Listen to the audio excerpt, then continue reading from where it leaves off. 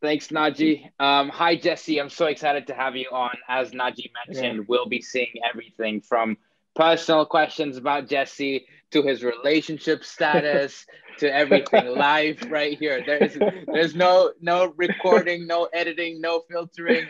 It will be just direct Yeah. and live. Also, feel free to join us on Twitter with hashtag Build Our Africa. We'll be sourcing questions from there as well. And yeah, feel free to stay engaged with the conversation that way. If you're joining in right now or would like to invite your friends as well, there's a link. You can feel free to share it with them. And Naji will be posting the link in the chat here pretty soon. Awesome. Welcome, everybody. As you're joining, feel free to drop in the cities and where you're joining from. That said, let's get straight into it. Jesse, it is such an honor to have you on the show today. Jesse, for those who are just tuning in right now, is a two-time YC-backed founder in the last 5 years, the only African who has done this, which is really impressive. Another fun fact is Y Combinator is it's way harder to get. It's 5 times harder to get into YC than it is to get into Stanford Business School, or which is crazy. There's 1.6% acceptance rate at YC. So well done, Jesse. You are somebody who set an example for a lot of us African founders. And we want to hear about that. We want to hear about the secret sauce. We want to hear what you dropped, what inspired you, and so on. So great. Let's start with your second venture here, Jesse. Current YC-backed company called Swipe. For anyone who isn't familiar about Swipe, could you tell us a little bit about the problem you're trying to solve and what you guys do at Swipe? Yeah, sure. Thanks for inviting me. And yeah, that whole bit wasn't really necessary. It's not like it's a big privilege to be able to get to YC. And so Mm-hmm. yeah, it wasn't. I'll probably share more on that. But so Swipe, the problem we are setting out to solve is cash flow for small businesses. And this was a very big problem for me in my previous company, which I think we would talk more about. So, what we're essentially doing is Mm-hmm. building a fast and easy way for small businesses to get credit in the form of working capital to sort of fill in cash flow gaps. And we've been live with a few customers, with some beta customers in Nigeria. And since March, we just crossed $1 million in originations, which is total lending volume with zero defaults so far. So yeah, that's been like a very big milestone for us. So we are looking to do a launch pretty soon, hopefully in the next couple of weeks, once we get everything right. Zero default so far on credit in Africa. How does that happen, Yeah, Jesse? What's the secret let sauce? me add a caveat, right? So uh, I'm always embarrassed when I say zero defaults, but I guess it's uh-huh. a very important sort of qualifying um thing to add, because the thing is our beta customers are just very few. So a handful, like let's say less than 100 customers. So Mhm. statistically, that's not like a big enough sample to be proud of. But I think lending like a little over $1 million Mhm. with zero defaults is quite significant. So we are still Mhm. proud of it, even though the sample size is very small. Yeah. Mhm. Speaking about the market, Jesse, across the African continent, there are over 3.7 million credit-worthy SMBs with over $300,000 in sales. However, Yeah. today, 86% of the African continent have zero access to formal credit. So, as you mentioned, this is a problem you faced in your previous company. What's going on here? What do you think the main sources of the issues are, and how would you like to tackle and change that with Swipe? Yeah, sure. So let's start off with the main crux of the problem, which is with the traditional financial institutions like the banks and microfinance and like, yeah, whether it's private equity or whoever it is. And the thing is, Right. historically, the banks have just made more money like lending to the government, Hmm. right, which is like zero risk. Maybe investing in like Hmm. government bonds or treasury bills or whatnot T that bills, earning yeah. them like, yeah, double digits Right. without like any sort of risk. And for Right. banks to sort of underwrite, it costs them a lot of money to underwrite like small businesses, right? So for them, would you rather give MTN, maybe Nigeria, like $5 million, right, a loan, rather than Hmm. maybe spread it out to maybe 5,000 businesses, Hmm. right, and have to deal with like manually underwriting like every single company, and also having to set up a collection sort of unit to go after these businesses in Right. case they default or they are delinquent on payment. So for them, it's always been like, you know what, it's just way Mm-hmm. easier for us to just make money off fees and just like treasury bills and bonds or whatnot, right? So that is what has sort of like affected like the market in terms of availability of credit. And I think now it's changing Mm-hmm. because like bond rates like seem to be dropping.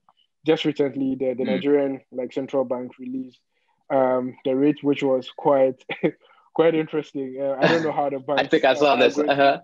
Yeah, it was really bad, and so yeah, you're now seeing like Do you want now banks are now for those who shifting. didn't read? Do you want to share a little bit more about that for context? Yeah, sure. So I think they released a new rate for I think they're issuing some bonds. The rate was around 0.5%, which is I think one of the lowest in the last like 3 decades or so. So which means like yeah, if you basically like buy those bonds, right? Yeah, yeah, you're only going to make a few percentage points on your money, right? So I think yeah, it's probably going to cause a lot more banks to sort of Mm-hmm. consider like other alternate monetization Mm-hmm. like avenues like lending, which maybe the likes of GT Bank and the rest have been doing, although it's been quite like a measured approach. So they're only lending to salaried Right. customers that receive their salaries through their banks and that have been Mm-hmm. customers for like maybe 3 or 4 years or so. Mm-hmm. But yeah, they're still making a ton of money off of like Forex and a whole bunch of things, right? So Right. it's still going to take a Mm-hmm. while for people Right. to get into the lending space. Mm-hmm. And we're gonna get into a little bit more into that in a little bit. Jesse, I want to talk about Swipe right now. So you Yeah, said you have a private beta that's going. You're doing credit for businesses in Africa, yeah. right? So there are elements of the business that you're doing digitally that are completely new across the continent. What are a couple patterns or things that you're learning from your early customers? What are things you're seeing? What has surprised you? Can you share a little bit more about that? Yeah, sure. So another thing I didn't mention is, so it's not just credit that we are providing. So Swipe, you can look at it as an intersection of software and credit. So we're a cash management platform first, and then we give you credit. So when I say cash management platform, we've built modern digital banking tools where you can sort of pay your customers. You can receive payment from your customers. We are not a pay stack or flatway, but in terms of like, so we give you a bank account.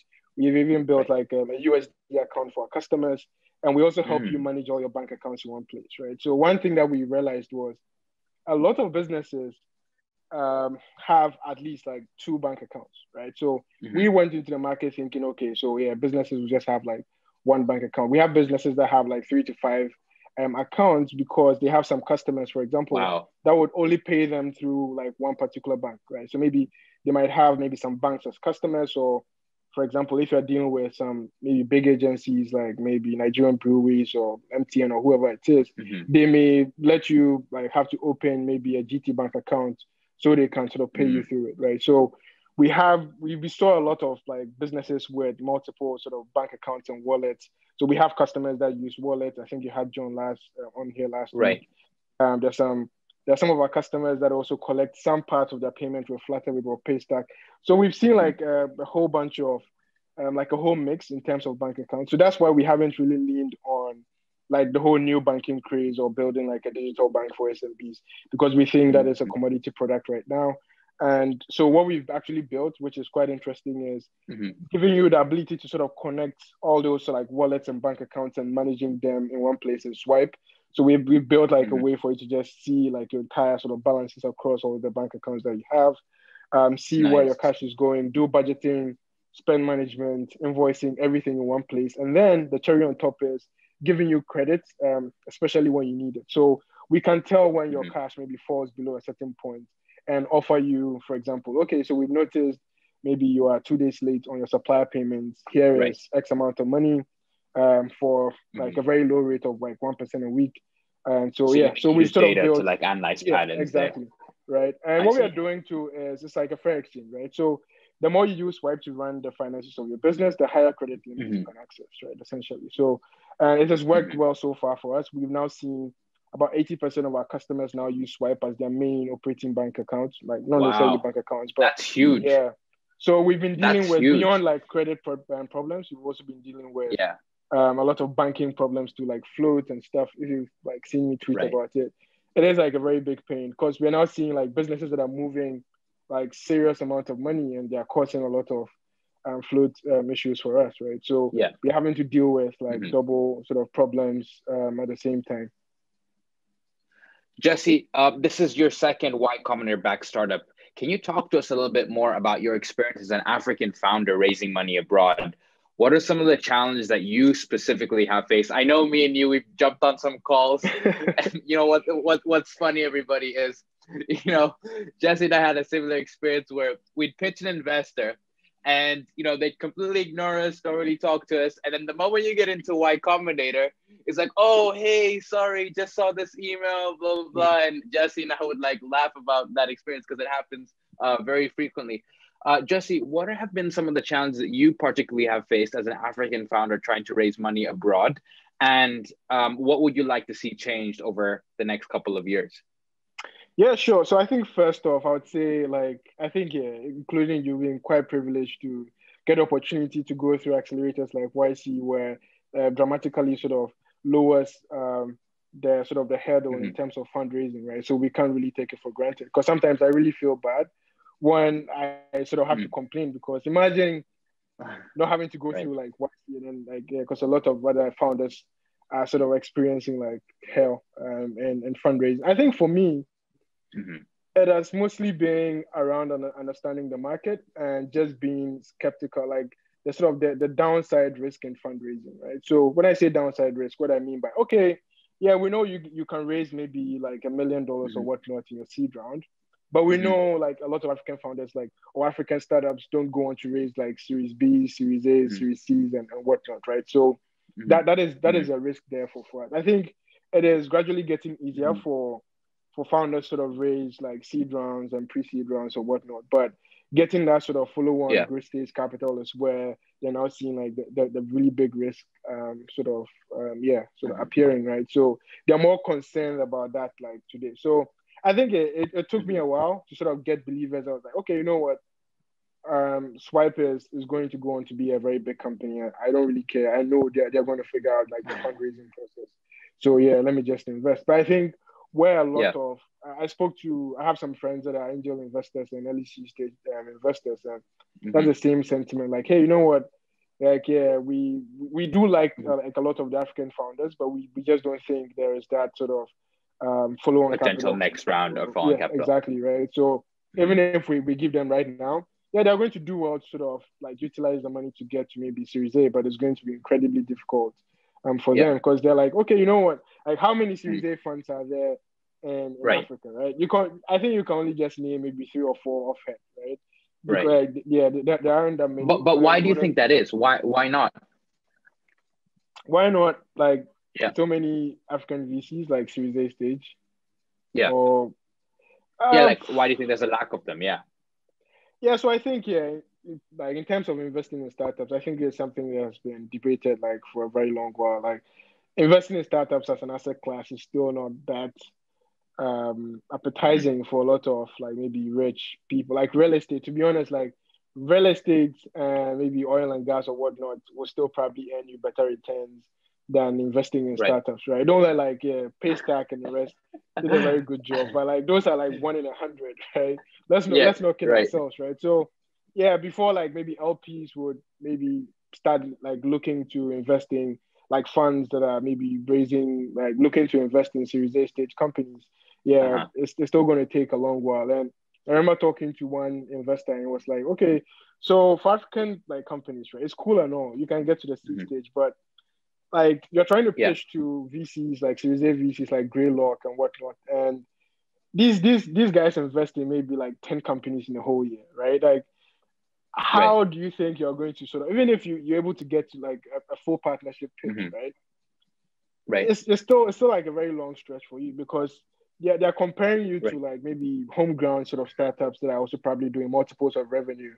Maybe because the African like market is not that sort of mature, so it's always very hard for startups to raise money. And I don't really have maybe a golden like maybe bullet answer for the Series A bit, but I just think it's still very risky, and we haven't seen like a lot more exits in that space. So So So Jesse, you've had so I want to take a step there is to look at OMG Digital. So for Yeah. those who just joined or who don't know, OMG Digital was the first YC backed startup that Jesse had built, and then he transitioned over to Swipe recently. But I want to talk a little bit more about that journey at OMG Digital. As the co-founder of the media company, what that was called in many articles, the BuzzFeed of Africa, and you had all this content you'd create for African millennials.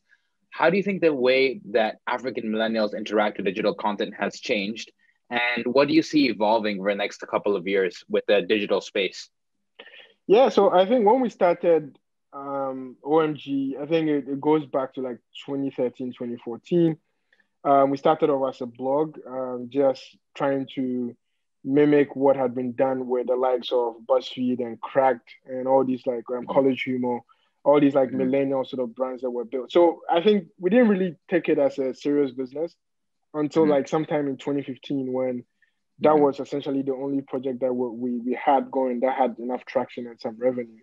So that's when we decided to build like a proper media company out of it. So back then it was still purely sort of like written form content. So article based, maybe like pictures here and there. But I think right now the shift has like really gone into like video content creation, which has been really accelerated by influencers or content creators on Instagram and YouTube and whatnot, right? And so where we've seen, where we saw the push was, okay, so it went from millennials are getting online for the very first time. People are creating, like publishers are creating content. Now, like 2017, so much content online. I think it's now where I think it's going to shift to is sort of curation, right? So it went from content creation, it's now going to go to maybe aggregation and curation. For the aggregation bit, I think the likes of Facebook and Twitter and Instagram sort of basically become the de facto. So I think that is why it's been very, very difficult for any other sort of platform to build. A lot of these efforts have been, so you have your Opera Newses, you have MTN tried to build like with Pulse and a whole bunch of things, but they haven't gotten that traction because like the way African consumes content is very social and it is very, very hard to sort of decouple that because even if you build like a unique sort of or a standalone platform which is to help people discover content and stuff, you still need to find the creators or you still need to move them over, which is difficult because for them, they will always opt over reach than maybe cash, right? Or maybe revenue. Because the thing is, if you're starting a platform that is maybe aggregating content, right? You don't have enough capital to maybe pay the Maragis and whoever it is sort of jump ship from Instagram because the views that it gets, they're able to sort of win brand deals and sponsored content deals, which really goes like really, really big checks sometimes, which goes a long way for them. So they don't really see, even that's why I think you've seen like YouTube hasn't been that big in Africa because the reach that you get on YouTube is not as big as you get on. So we've had this conversation with Google before. I think when we went through Google Launchpad about, because we were trying to look at how do we get more creators there. And I was telling them, listen, no one makes real money on YouTube, right? Because you get 1 million views and they're still getting sub like $1,000 revenues, right? So for them, they would rather maybe publish on Instagram or Facebook, get like bigger reach, and then maybe a brand will reach out to them and then do like a sponsored content. So I think that is why that's what we saw because we actually work with a lot of the creators. We tried building a network, sort of an MCN network with like the top influencers across the continent, and we learned a lot from that process, right? Because we just saw you can't creating content is very expensive. Creating video content is also extremely expensive. You may not necessarily be able to sort of monetize. I think in 2017, OMG, we shot over 1,000 pieces of content and we're only able to monetize about 5% of that, right? And that wasn't because, we didn't have a proper sales team. It was just because like the brands will look at you and like, you want to charge us this? I can go pay maybe. So Maraji is literally shooting a video in her room with maybe her phone. Right? And she's going to get like 1 million views.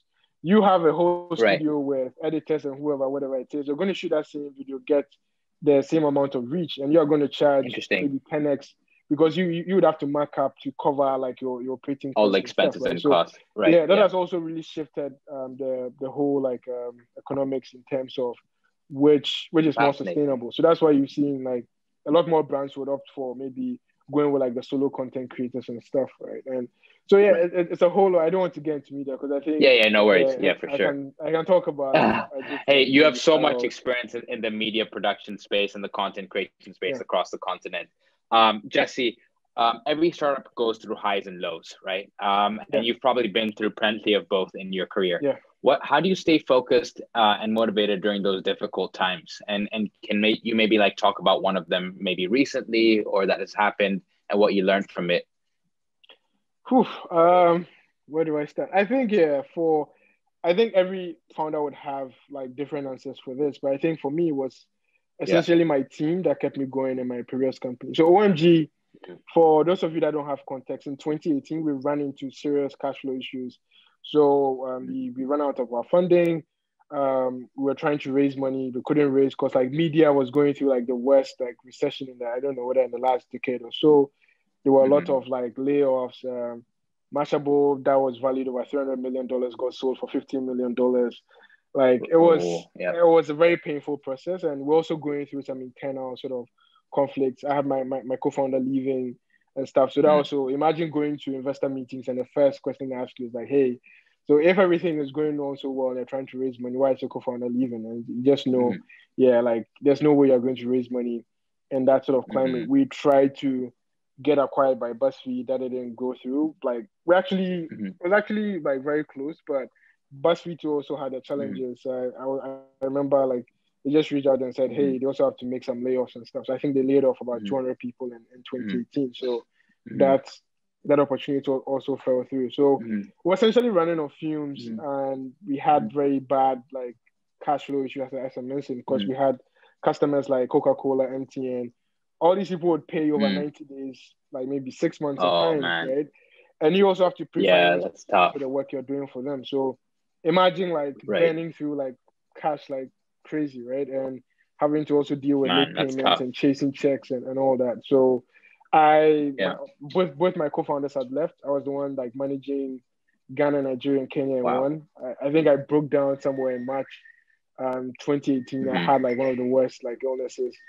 And I think what really kept me going was my team, because I think they went on for months, I think 2-3 months without like salaries, and they still didn't quit. Like we had our competitors trying to push them with like twice like the salaries and stuff, and these guys wouldn't quit. I remember I got to a time I was like, hey, you know what? You guys don't owe me anything. Like you've done enough, because I really felt I would go to the office and I couldn't even look them in their face, right? Because I know some of these guys were like really struggling because like no salaries for like 3 months.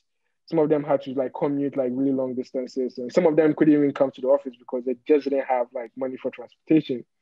And we all sort of kept it going, right? So yeah, after going through that and seeing like your team not give up, I think that also really pushes you that, hey, you know what?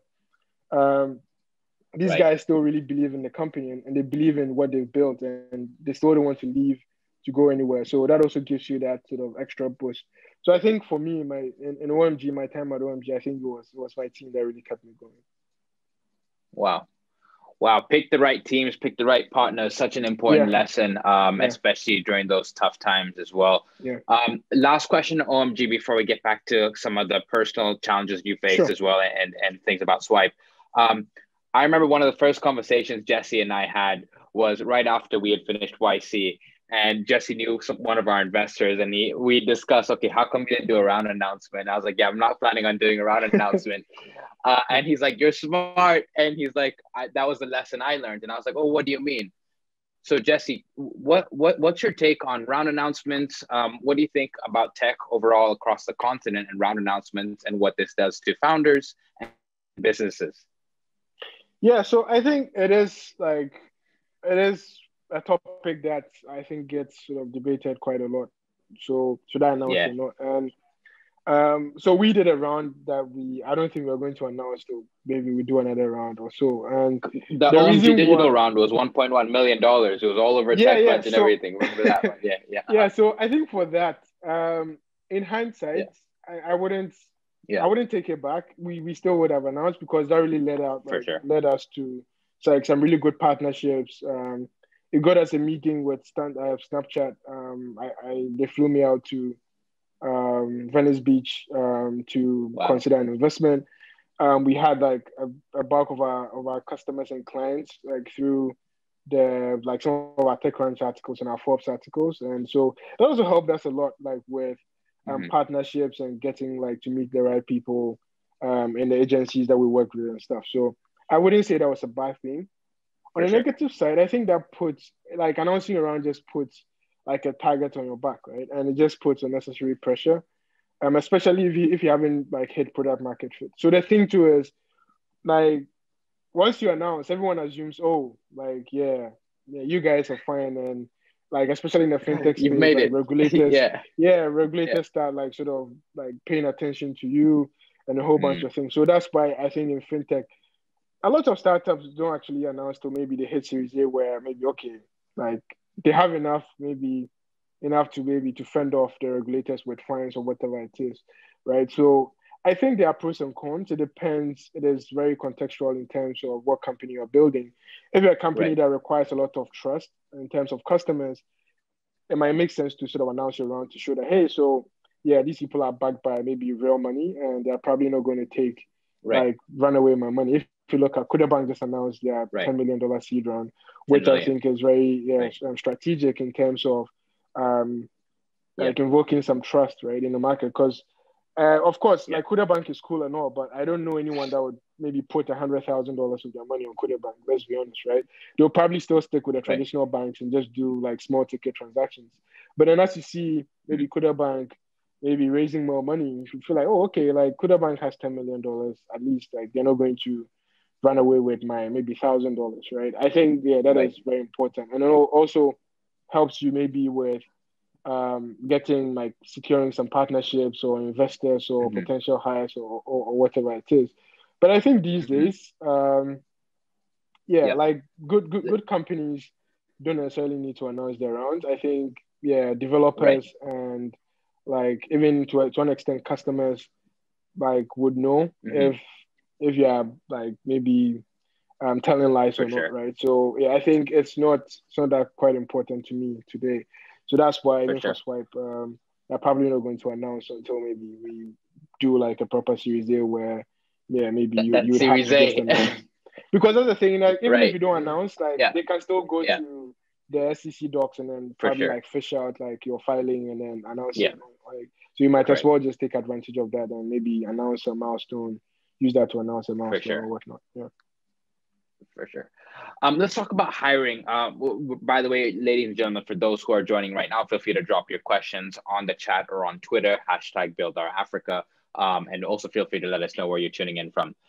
Jesse, hiring, such an important part, across both the businesses you're building and have built.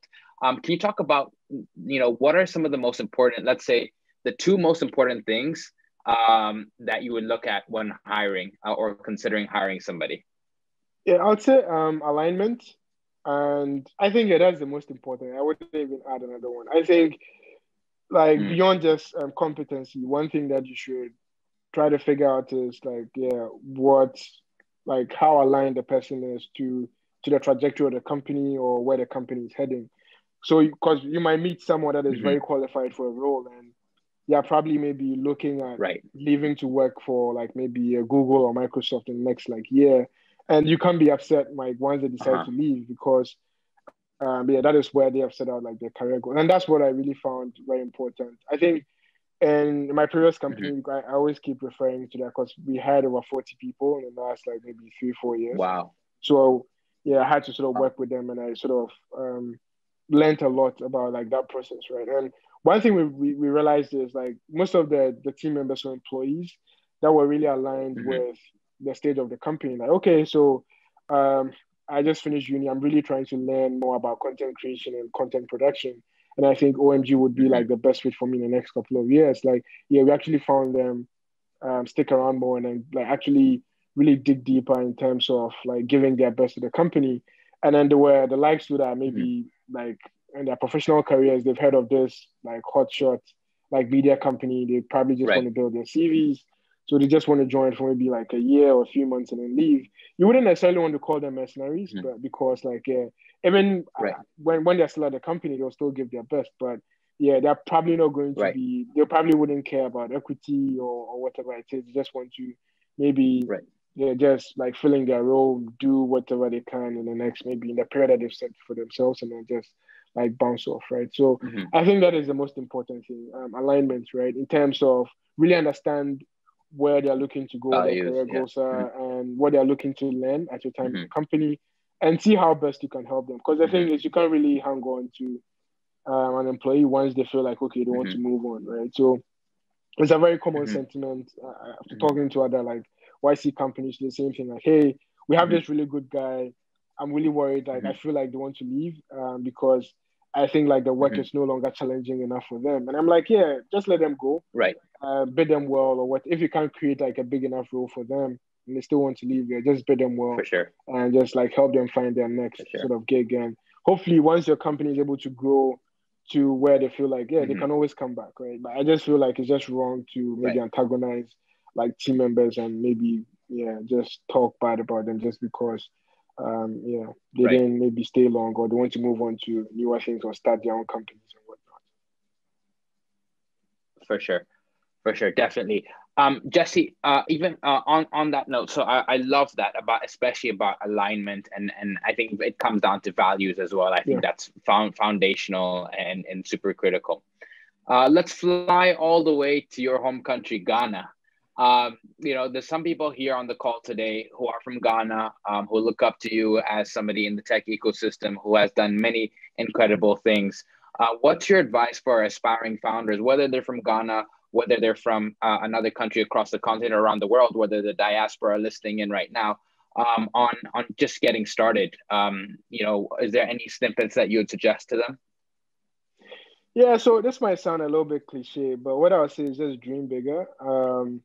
Because one thing that I've noticed, especially in Ghana, this is not me talking down on my Ghanaian brothers, but most of the ideas that I see are not, in my eyes, quite ambitious enough, right? So you see like really, really talented founders, but they just seem to be building for maybe Ghana, right? They have no plans of expanding beyond that. And if you look at like maybe founders from countries like Nigeria, it's like, boom, how do we build this into the biggest sort of their business, right? Not even just like Africa, like how can we sort of go worldwide? And I think that's really helped because I think, let's be honest, like the same amount of effort you're going to use in building a $10 million business, right?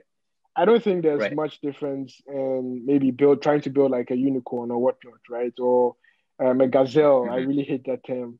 Like, but I feel like, the stress. Like, he said the a gazelle. And anxiety.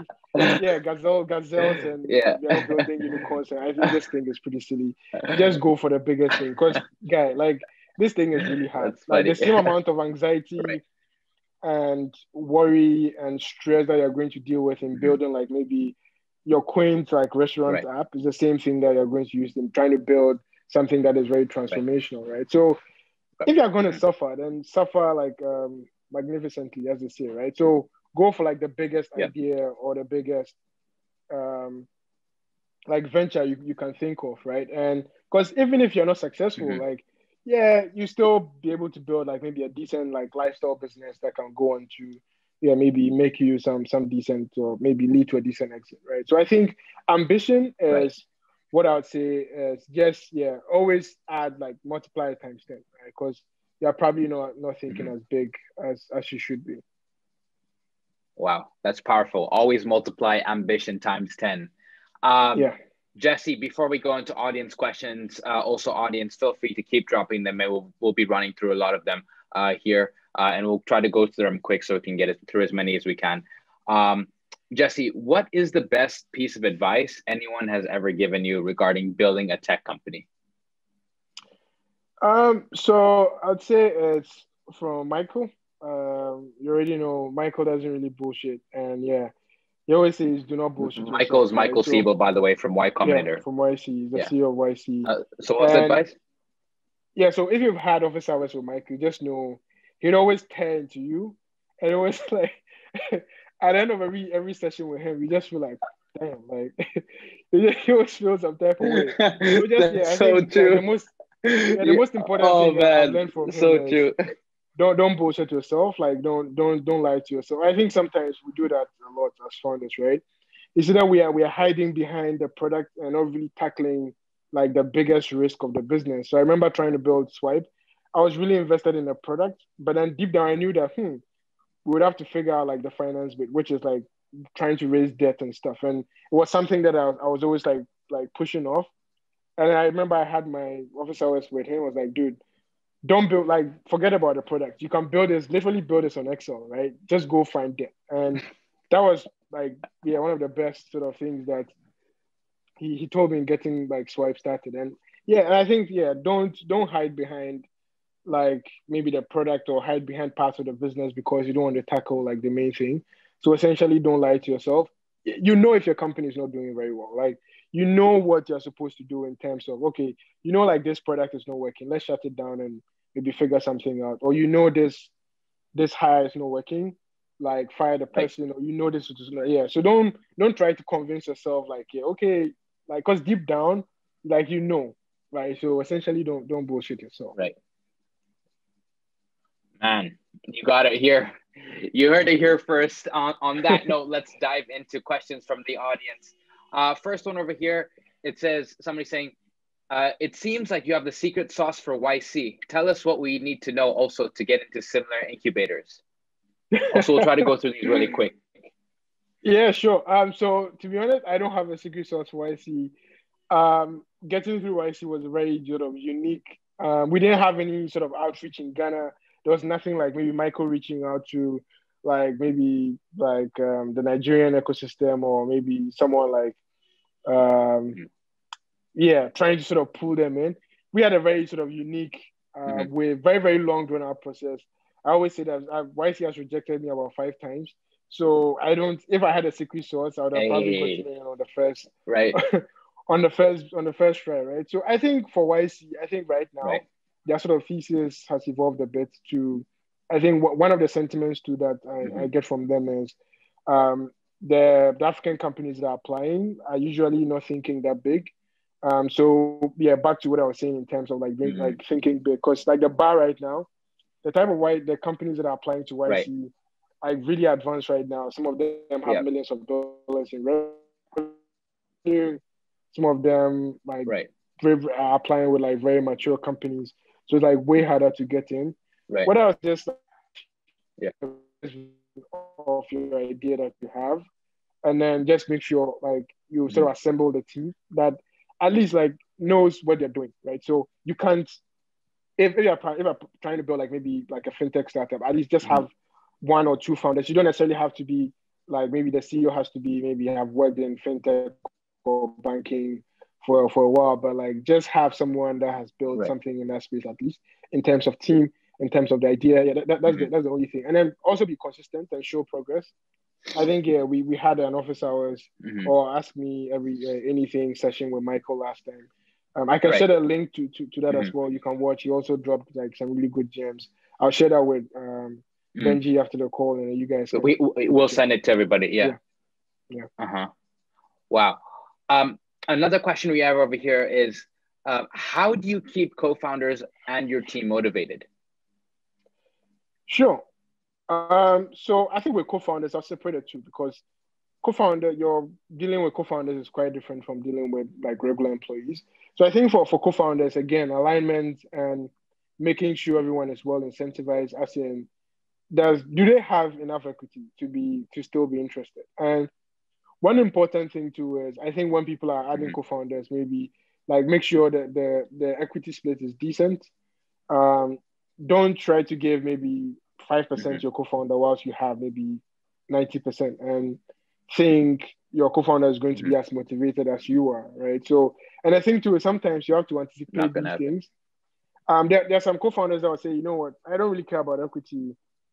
Anything that you give me, I'm fine, right? They're only saying that because the stakes at that point are not really high. Trust me, once their company starts doing well, like they're going to regret that decision and start to resent you low-key, right? So you have to sort of think ahead, be proactive and say, yeah, I know you probably don't really care about equity right now, but I'm still going to give you this amount. Like, don't worry, right? It's my problem. And eventually, if the company goes on to do well, they are going to now come back to appreciate, like, oh, wow, like my co-founder was actually like looking out for me in terms of that. And Also, when it comes to like team, as I said, like alignment and also like compensating them well. If you can give them equity, please do. I think I think people are now starting to appreciate like equity or stock grants a little bit more, like with the recent sort of exits like Paystack and whatnot. Like M-Pharma has been doing some secondary sales to their employees, so people are now seeing like that sort of importance of equity. So yeah, like alignment and equity, make sure you're helping them solve really big problems, and just like also keep track of their trajectory, right? So maybe someone may have started at like in a very junior role, but if you see them really sort of growing in that role, right, quickly give them a bigger task or sort of upgrade them to maybe to another like part of the business where they feel sort of challenged, because once they stop being challenged, that's when like the motivation sort of dips, right? So yeah. So always make sure your employees feel challenged and feel like they're growing as a way to keep them motivated. It's one of Jesse's ideas of ways to keep them. We have a question here from Francis, all the way from New York City. He says, do you have any insights on how the technological or financial climate and growth of Ghana differs from that of Nigeria? I'm a Ghanaian American entrepreneur trying to learn about the current ecosystem in Ghana. Yeah, so first of all, I'll just say Ghana is still like 5 years behind Nigeria when it comes to like fintech, especially on the infrastructure bit. To give some context, like it took us a few months to get like up and running in Nigeria. We got our banking partnerships, we got our licensing, everything done in a few months. In Ghana, we've been at it for like almost a year now, and we are still not done. That just goes to show. Because, like, can you believe in the whole of Ghana, there's only one bank that currently offers, like, virtual bank accounts, right? Like new banks. Wow. So, yeah, these are some of the things that you'd have to deal with, right? So, in terms of, like, progress, right? I think Ghana is still behind. Although, yeah, startups are trying, but it is quite frustrating sort of trying to operate in Ghana as a fintech. You find it, like, miles easier to do the same thing you're doing in Nigeria, for example. But I think that is changing. The central bank has like issued like a new mandate on licensing, which is like sort of shaking the market a bit. But I still think there's still room for a lot of innovation. But in terms of progress, we are still like years behind Nigeria. Cool. We've got a question here from Petrus. If you weren't building Swipe, what would you be working on? So I'll probably be building something back in consumer.